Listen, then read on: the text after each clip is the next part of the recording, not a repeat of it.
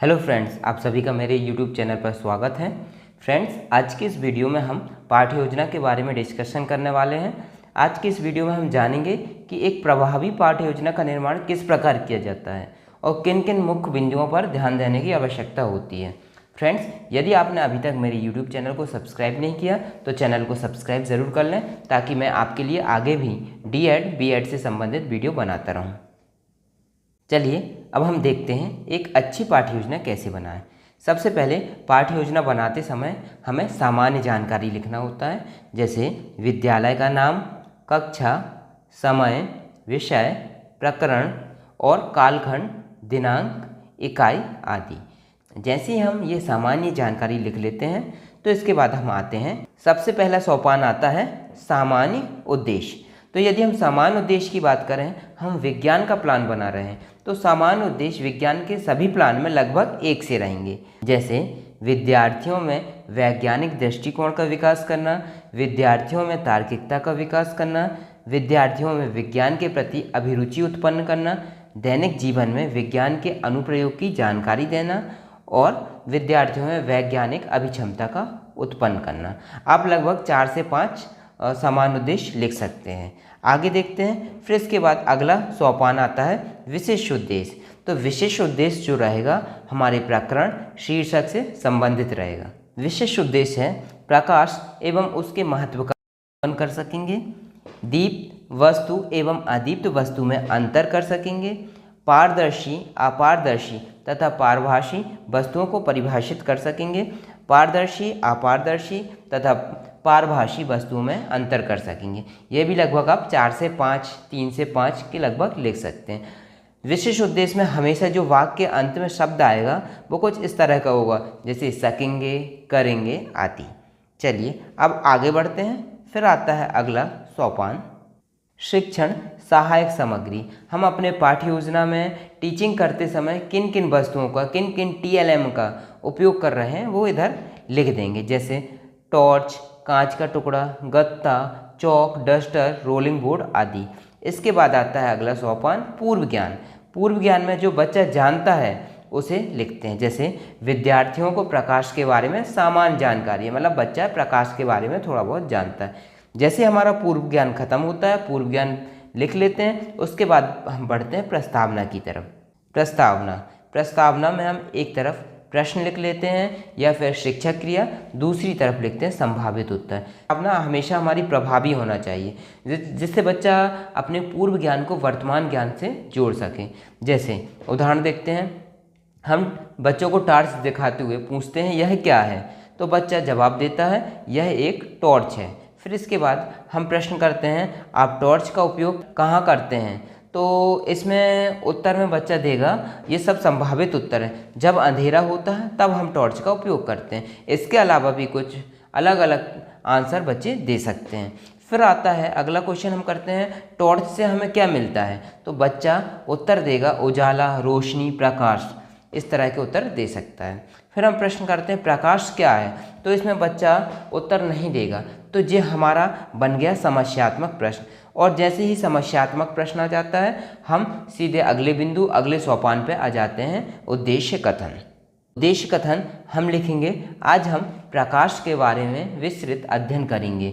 जो उद्देश्य कथन होता है हमेशा समस्यात्मक प्रश्न से रिलेटेड होता है। इसके बाद आता है शिक्षण विधि। जो हम प्रस्तुतिकरण करेंगे हम उसमें किन किन विधियों का प्रयोग कर रहे हैं उन सबको शिक्षण विधियों में लिख देंगे। जैसे हम इसमें प्रदर्शन विधि का प्रयोग करेंगे तो इधर लिख देंगे प्रदर्शन विधि।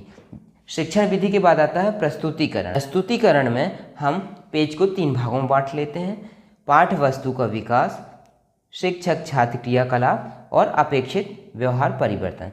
सबसे पहले हम पाठ्य वस्तु का विकास में लिखते हैं प्रकाश। फिर आता है शिक्षक छात्र क्रियाकलाप। इसमें क्या, शिक्षक और छात्र कुछ क्रियाकलाप करते हैं, जैसे कुछ वस्तु दिखाते हुए शिक्षक छात्रों से पूछता है ये कौन सी वस्तु हैं, तो जैसे बॉटल दिखाया तो उत्तर में बच्चा बोलेगा बॉटल, पेन, पुस्तक, बैग आदि। और फिर अगला क्वेश्चन करते हैं आप इन वस्तुओं को कैसे देख पा रहे हैं, तो बच्चा जवाब देगा हम इन वस्तुओं को आँखों से देख पा रहे हैं। और आगे बढ़ेंगे, फिर प्रश्न करेंगे क्या आप पूर्ण अंधेरे में भी इन वस्तुओं को आंखों से देख सकते हैं? तो बच्चा कहेगा नहीं। तो हम प्रश्न कर सकते हैं क्यों नहीं? तो बच्चे बताएंगे क्योंकि वहाँ उजाला या प्रकाश नहीं है। और इसमें अपेक्षित व्यवहार पर परिवर्तन है जो इसमें सबसे पहले हम लिखेंगे, जब प्रश्न पूछेंगे बच्चों से, बच्चे उत्तर देंगे तो इसमें बच्चे क्या अवलोकन करेंगे और प्रत्यय स्मरण करेंगे। फिर उसके बाद हम आगे बढ़ेंगे, बच्चों को बताएंगे प्रकाश क्या है। तो इधर आ जाएगा शिक्षक कथन। शिक्षक कथन जो होगा, शिक्षक बोलेगा प्रकाश एक ऐसा माध्यम है जिसके द्वारा हम वस्तुओं को देख सकते हैं।